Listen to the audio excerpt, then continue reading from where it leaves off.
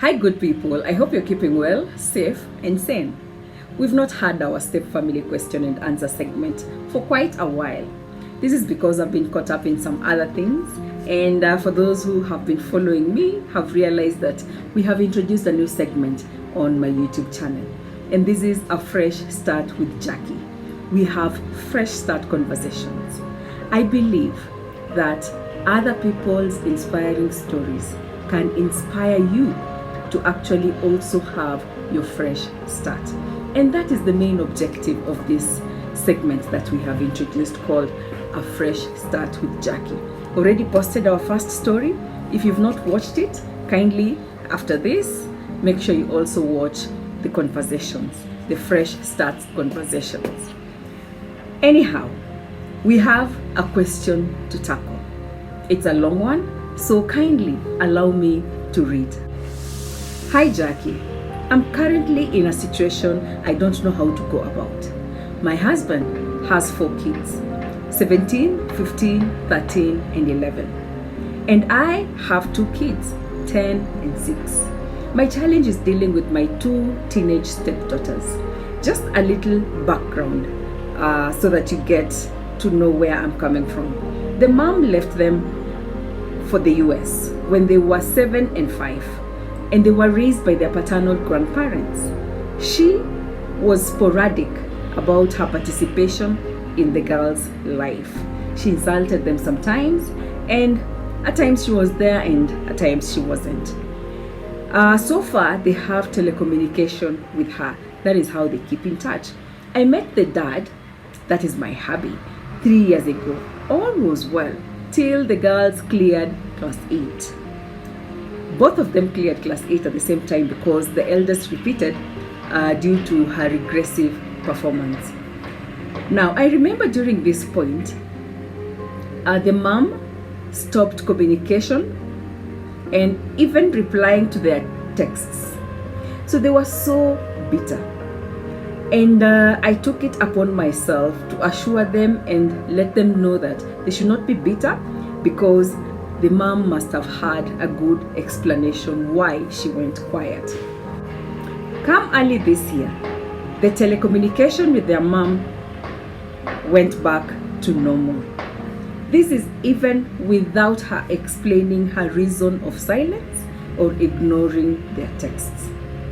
Now my problem is that the mom talks negative of the dad, and worse still is that the kids always act like they are deprived of necessities or luxuries when they are talking to her. So they make all sorts of requests to her.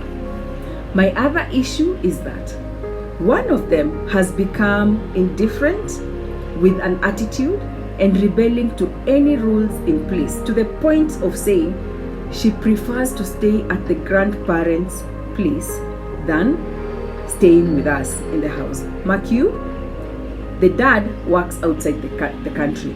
So this hurts me so much given the effort I have put to cushion them.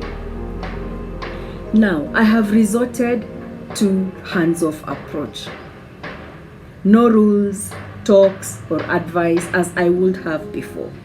But this hurts and also disorients me. To be hands-off with children who need guidance that the mom hardly gives. Remember, the dad is of the idea that letting them be. He said, we have jointly tried as much as we could and we should let life teach them. Jackie, what should I do? Thank you for posting in your question and sharing your situation. And I am going to try and support you in this video by sharing 4 step family lessons that are going to support you to actually find balance in your step family and also just find your place and your role around your step children. The first lesson that is important, and I know it will support you, is that to be a good step parent, or rather to be successful in step parenting, it takes 2. It takes the bio parent and the step parent. With your husband maybe outside of the country and you having to be the full-time adult parent in this kid's life, that might be difficult for you because the majority of the parenting rules, advice, and decisions lie on your back or shoulders. Yet, you do not have enough authority as a step parent to carry this weight that is on your shoulders. You need the bio parent to also support you towards parenting these kids. So the first thing I would advise you to do is to find a way that all these roles that you have, the parenting roles that you have, though he is outside of the country, how are you going to do it as a team? How is he going to support you though out of the country, so that it can be easier for you to be a step parent, and it can also be easier for the kids to adjust to having you as a significant person in their lives. The second step family lesson that will also support you in this journey is that though blended families are challenging, every family needs to have their basic standard rules of the house and the consequences of what happens to anyone who goes against these rules. Now, this needs to be discussed as a family. This needs a sit down that you, your husband, and the children are all going to be involved. And the rules are going to be told to the kids. And they can even add to it, they can minus to it, they can contribute to it. Because the more they contribute and custom make the rules also to be comfortable for everyone in the house, the easier it is for them to actually do what you have agreed to do. Now, after discussing the basic rules of the house, then the kids need to be told the basic consequences. What are the consequences if you break rule number 1? What are the consequences if you break rule number 2? When the consequences are also discussed as a family, that becomes easier for everyone to adjust, because when somebody breaks the rules and they have to face the consequence does not look like those are just stepmom rules. Ni yeye ndo alikuja na hizo rules, sisi hatukuangi na hiyo rules. Ama in my grandparents' house we were not doing that. These are just made up by her. No, because the child also sat down, and the ages of your children, your stepchildren, are good ages because they can sit down and have a conversation. So when the consequences are met on the kids understand that these were house rules. They are not stepmom rules or stepdad rules. But to do that, to have the basic standard rules of your family, you need your hubby's input. He needs to be there in person. He needs to be in this sit down, and he needs to have this conversation.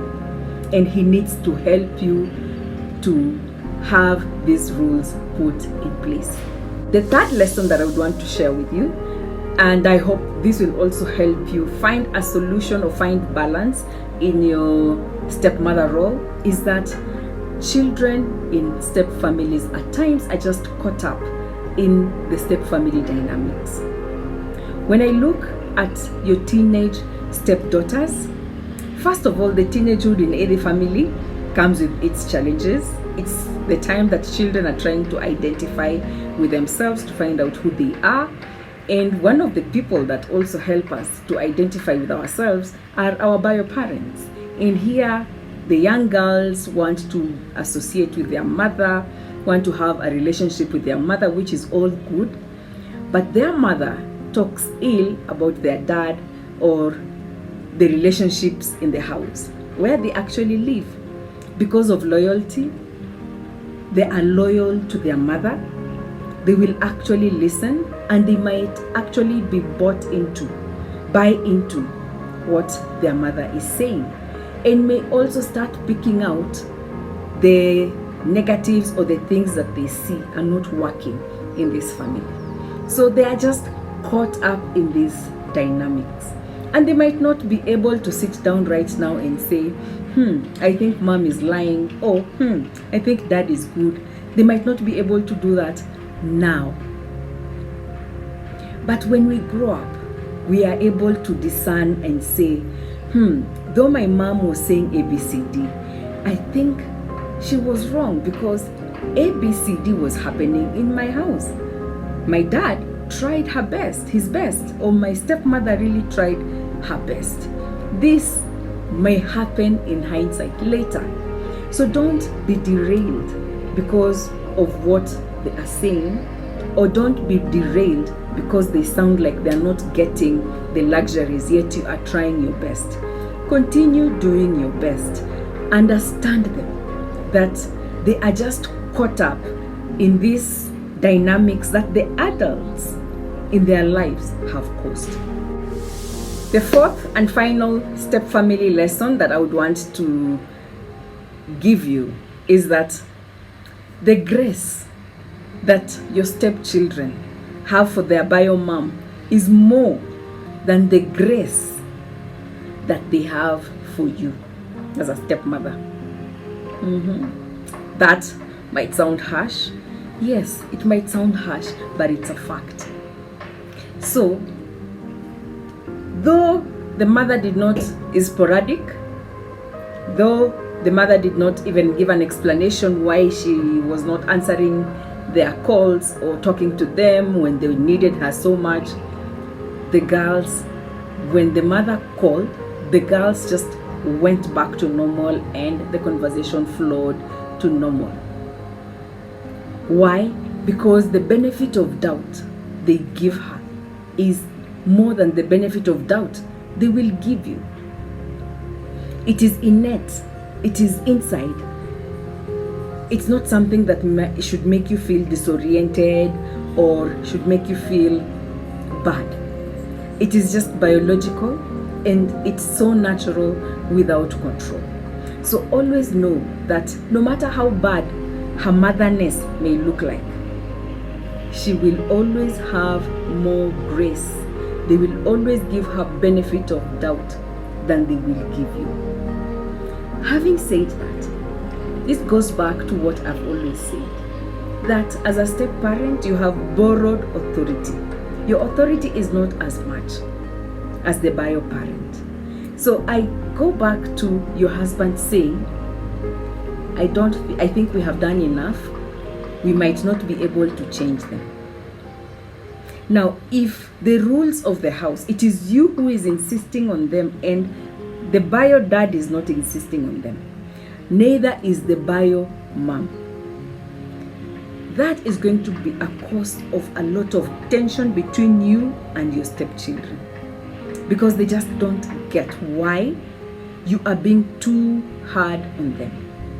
But when you get your husband on your side and you work as a team, then your stepchildren may gradually start getting it. You alone, they may get it later, but it might cause a lot of conflict between you and your stepchildren because of the borrowed authority that you have, and also because you came into their lives when they were in their teens, already formed in a certain way. You need people who already have a relationship with them, and that is the bio parent, to support you to be successful as a step mom.